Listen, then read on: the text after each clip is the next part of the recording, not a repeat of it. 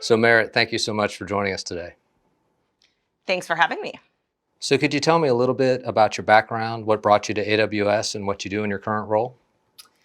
Yes, I've been at AWS for almost 4 years now. I came from US government doing security on behalf of the American people.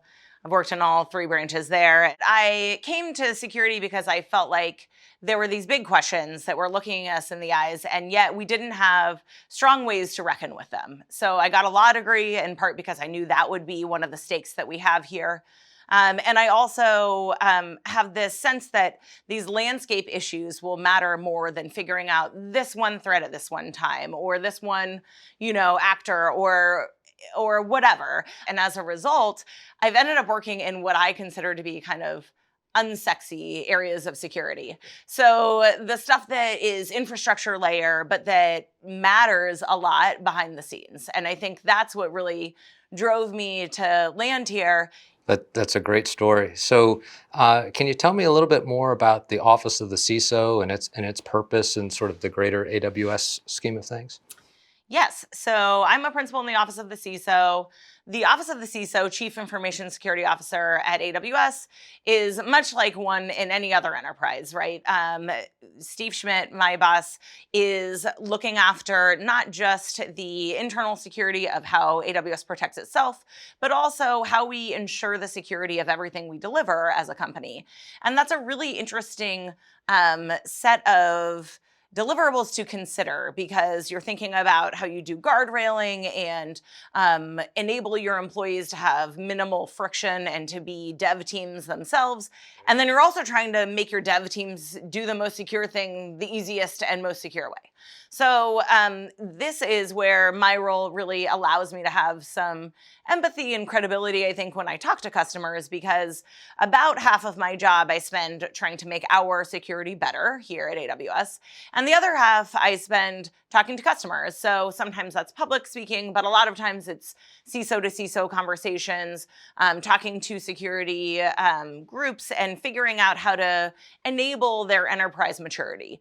And a lot of times security is one of those kind of key factors that will allow them to move forward at a broader, a faster, a more mature pace. When I guess the other side of the coin is that often security can be perceived as a blocker. And I think that's just not good enough. Like, not only because security teams need to grow up and not say no anymore, but also because these days, especially in cloud, as you know, the minute that you start developing anything, you're putting articulation around your identity and your permissions and the ways that you construct it in relation to the rest of your architecture and the rest of the internet.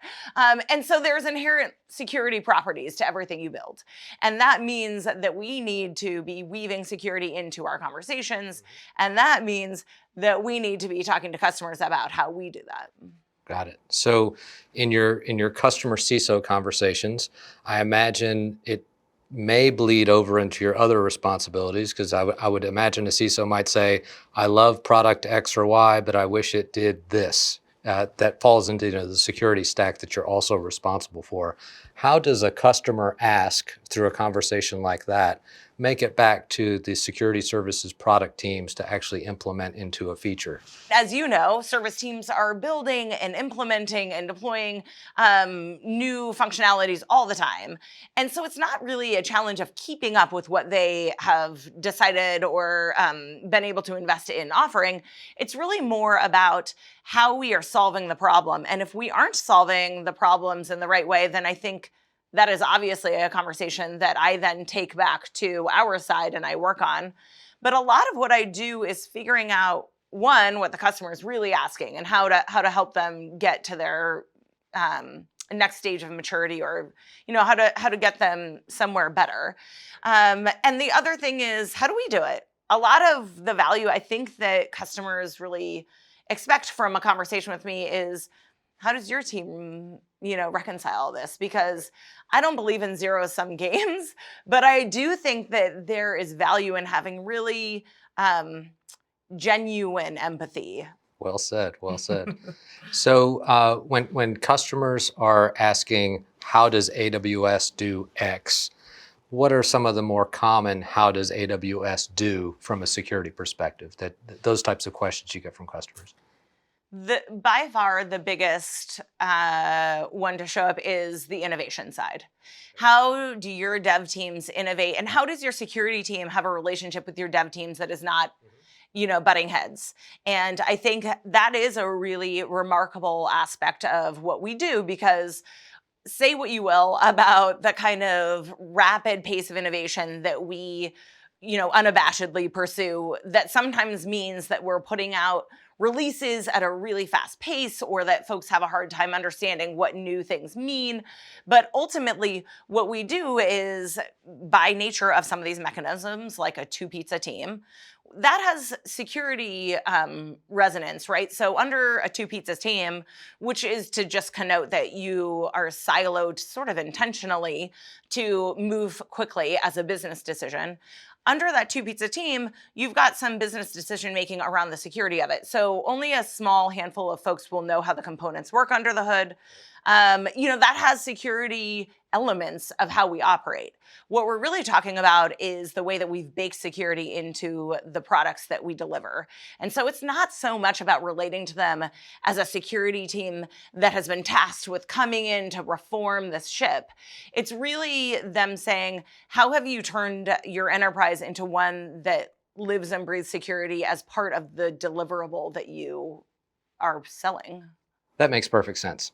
So when I have conversations with customers, one of the things they tend to bring up, and I imagine you're faced with the same question as well, is I understand the value of DevSecOps. I understand the value of putting resources into engineering and operational security and all the other elements of security. But how do I really go about building a world-class security organization like AWS does? Yeah, I think this question takes a lot of forms, right? It might be, I don't know if we've ever exercised our incident response plan, or I don't know if we have an incident response plan. And again, I think a lot of this comes to those controls that go through the life cycle of your assets. I was going to say infrastructure, but that's something that you build through that process, right? From your protective, detective, and remediative controls. And one of the elements here, obviously, that we always come back to is automation. So, for example, in our team, our AWS security team, we never close a trouble ticket until we've scripted a remediation, if it can be scripted. So something like automation sounds like lip service until you implement it in ways that are observable. But ultimately, right now, what we look for are ways to really scale operations. And because of those protective, detective, and remediative controls, our 24-hour watch floor is a person babysitting all the automations. So there is a lot of freedom that comes from kind of embracing that next generation of security operations center. Don't get me wrong, I know that that is, for some, kind of a city on the hill, but in a lot of ways, like, start somewhere. You'll get gains. And we have built a security team by solving big problems by solving small problems. So start somewhere. Right, hire people who love automation, hire a diverse security team that thinks differently, that solves problems with different code, with different automation, and then get there with the buy-in of your leadership too. That is hugely important to this process, where we are really talking about the investment that the enterprise, or the entity, I should say, because public sector operates much the same way, that they are invested in the security process. And again, that needs to be implemented in specific ways and behaviors. So when folks come to me and say, how do I build a world-class security team? Or how do I build a culture of innovation? Well, it's what you repeatedly do. There are things that we can relate to, and we can give some hooks on. For example, in that DevSecOps, we embed a security engineer in the teams at a proportion. Right now it's 1/8, but it could be, that goes up, and we kind of evaluate whether that's the right number. We do cause of error every time something happens that shouldn't have happened, or just doesn't go exactly according to plan. And by the way, VPs have to be in those meetings about a cause of error. We don't send a junior engineer there to take the brunt. Having there be this kind of ecosystem of accountability, not for individuals being the brunt of it, but for the organization having the arc of learning grow over time is really where we're going. And that is something that I think doesn't happen by accident. You have to put in those mechanisms. And I guess the trick is developing that mechanism that reinforces the behavior that you're seeking. I think that's exactly right. So, for example, if you choose to make your employee permissions very open, which we do at Amazon, which, by the way, again, is a deliberate business decision, then you will need to have, or at least we then choose to have, very fine-grained logging and monitoring around what happens. And then you have thresholding, and then you have blameless escalations that happen on a schedule. And again, that means that your leadership needs to be invested because they have to know they're going to answer the phone for security. 100% of executives will say they care about security, but actually knowing that they're going to have to go to bat for it, that they're going to have to understand that they'll get called for it, that matters. And it also means that the security team will have some kind of woven in role in the business itself. Got it. So you mentioned a little bit earlier in your answer about investments, right? So a lot of our customer CISOs and customer executives come to us and they're saying, well, we need to make certain investments in our capabilities. From a security perspective, AWS has been very clear over the years about the concept of the core five for the minimum security baseline. So identity, detective controls, infrastructure security, data protection, and incident response. So when a customer CISO says, I have limited budget, I have limited staff, but I need to do all those five things, where do I start my investments? Where's the biggest bang for your buck across those five? I get a fair number of CISOs who say, like, do I start with one workload or 100, right? And I think the answer is start somewhere and make it meaningful. Like, start with however many workloads, but don't do them under the radar. Do them as ones that are under a security microscope, because I do believe that you will have the security inheritances that actually have a business differentiator for your enterprise or your entity from the platform perspective. I'm just going to back up, and this is going to sound silly, but let's remind ourselves what cloud is, right? 20 years ago, people were doing those 5 stages by just like checking for rogue servers under people's desks. We don't do that anymore, right? Or at least if you're in cloud, you don't. And one of the reasons that we know that to be a security inheritance is that AWS takes the responsibility for those bottom layers of the stack. Leveraging the cloud to do security, cloud scale, is one of the urgencies that I really see customers not leveraging. If they have a limited budget, it's all the more reason why they should get to this state where they can leverage this scale. I mean, that being said, if I had to pick one, I'd say identity is really hard. I have yet to talk to a customer who's like, just love my identity provider, and I think we do it really well. So investments in identity, if you're strapped for cash, so to speak. I think if you're strapped for cash, like, you should be talking to the business about what their goals are, and then you should be talking to them about why security is a business differentiator. And I'm not just talking about like security around what you produce, but security is part of your product. So if you are a retailer, if you are an oil and gas company, if you are automotive, pharma, media and entertainment, mergers and acquisitions, part of what people care about these days, as they should, is the security of how you do business. So it's not just the, folks who deliver security products. And it's not just, are you taking care of our data internally on your, HR roles? It's really about how you deliver security as an inherent part of your product. And I think there's no way to fudge that. it has to be done from the way that you build your actual enterprise and the goals that you're achieving. And to your point, the budget that you're chasing, like, has to take that into account.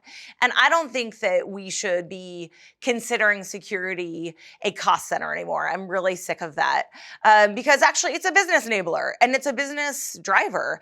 And no one wants to do anything if it can't be secure, and no one wants to buy anything if it can't be secure, and no one wants to interact with a company if it can't be secure, or a government. And so frankly, it's a non-starter if you're not there. And I know that there is a moving target because it is a process and we are working on it, but you have to be striving with the best of us. So on that line of security being a business enabler, how does a CISO in an organization that views the CISO's organization as a cost center, how does that CISO stand up or get that message across to the board or other decision makers at their organization? There's a couple elements of this, right? One is just the general transformation that happens in enterprises when they choose to grow up. I actually think that enterprises in general are way too fixated on the cost of moving and instead are not examining the cost of staying where they are. At this point, you should be looking at what are your costs of staying where you are and what are you paying for now for not moving and for not doing the things that you could be. And frankly, I understand that it will require some chutzpah or some affirmative energy to get there, but it will start to yield returns almost immediately. And it will also become one of the ways that your organization can really grow up as an enterprise. And I think ultimately anything that delays it is just a waste of time. And by the same token, to answer your question, I think that folks who perceive this as a cost center are part of the past. Yeah, I think you made a great point there with the risk of not doing something is equally risky to some of the other risks that companies are taking a look I at. wouldn't say equally. I would say often more expensive, and when you're talking to the board, this is one of the things to think about. When folks talk about security metrics, they often, I find, have gamified them. They're like, we have said that last week we observed 100 knocks at the door, and this week it's only 70. And it's like, knocks at the door are neither here nor there. And obviously these numbers are artificial. I've just made these up. But the point is, your security metrics should give a genuine arc of whether you're improving over time or not. And if they're not, then they're the wrong metrics, because who are you really gamifying? This is yours to be in the fray with. Ransomware, right, is a big topic these days, and it's a big concern for customers. I know you have some expertise in this area. What's some advice you can give to customer security organizations on the things that they need to do to prepare themselves for a ransomware event? Yeah, obviously it's been really heavily in the news lately. Although ransomware is nothing new, it goes at least as far back as 1989. There was a health conference where some bad actor was handing out disk drives that were labeled with AIDS because it was a healthcare conference. And so then it got to be known as the AIDS ransomware, because when you would insert it into your disk drive, it would encrypt your files, and it would demand that you mail an $89 check to a PO box in Panama. So I guess the point is, ransomware itself is nothing new in theory, but in practice it is, because obviously with the rise of cryptocurrencies and the ability for folks to monetize the fact that they got inside your network, and ransomware as a service, right? Yes, and the commoditization of it is certainly a factor. And then, frankly, the fact that data privacy regimes have made it really expensive for companies to be outed as having had a breach. And so sometimes there is a form of ransomware where they just genuinely lock up your data, and there's a form where they exfil it. And even if you have backups, they threaten that they will expose that they had gotten access. And that in itself could be categorized as a breach, especially if you're dealing with regulated data, which all of us are. So I think that, the landscape that it is happening on is relevant here.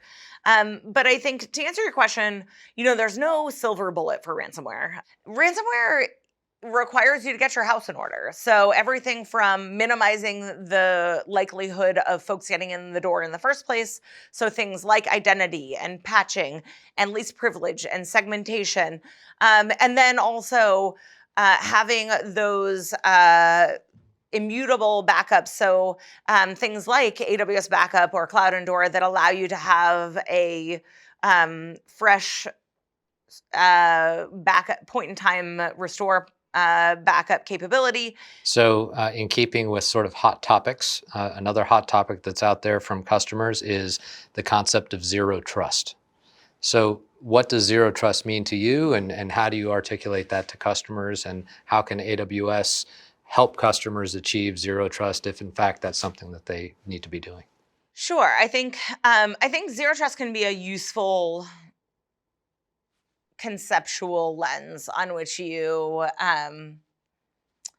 consider your security controls, right? I think so. First of all, ask any person what zero trust means and you will get a different definition. But to me, zero trust connotes not the idea that like this coffee mug is not connected to the internet, but it connotes the idea that you should reduce possibly down to zero the level of trust that we should give an actor in the network based on their position in the network. So basically kind of whether software or whether human, that we should reduce our reliance on this idea of a traditional perimeter. But of course, the perimeter is dead, long live the perimeter, right? And I think in cloud, and frankly at AWS, our approach is not to make this a binary choice between traditional perimeter-centric controls like a VPN or a VPC, and fine-grained identity-centric controls that operate within those, like security groups, NACLs, and so forth, but instead to actually have those work with one another and in fact augment and be aware of one another. So an example would be a VPC endpoint policy, where there is both the perimeter and the fine-grained permissions, and they are aware of augmenting one another and able to be reasoned about through some of our tooling that is inherent to cloud because we're doing infrastructure as code. You can do security as code. So something like Access Analyzer or Inspector, can do network reachability without sending a packet over the network, for example. So the idea that you should be coupling these, kind of embracing the defense in depth, I guess, but that sounds old-fashioned. That's like put the lock on the door and the window. No, these are serving different purposes, and in fact, they are also part of the same logic that we use when we do the rationale around the security. Merritt, thanks for your time today. Any closing thoughts?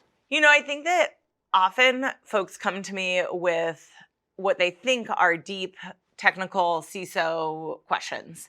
And really what they're asking for is, how do I get my organization to have the impetus and the wherewithal to make a change? And I think that comes down to the investment, both literal and metaphorical, that an entity makes, and making security a first-class citizen. So when we say security is job zero or whatever, aphorism we use, we don't mean that to be a motto. We mean that to embed itself in the culture of everything we do. One of the ways that we do that is to have, Steve Schmidt report directly to the CEO, and to have security never be outclassed or out-humaned by other business interests. So I think for folks who are hoping to kind of emulate some of the prioritization that we have been able to exhibit, the way to do it is to do it. And the way to get there is to start. And the way to start is to make your business line up with those objectives. And one of the other ways to get there, or one of the ways to enable your organization to get closer to there, is to build that world-class team. And I think it's such a trope right now that talent is hard to find. And I want us to hire folks who think differently and look different and code differently, because it's absolutely the right thing for the industry and the right thing for the entire ecosystem. Security has a lot of touch points on vulnerable communities, on ways that we interact with technology, on ways that we solve problems and make businesses and entities stronger. If not here, then where? And so I would say this is a call to action for all of us. Make your workplace inclusive and make your entities stronger. Merritt, thanks so much for your insights and joining us today.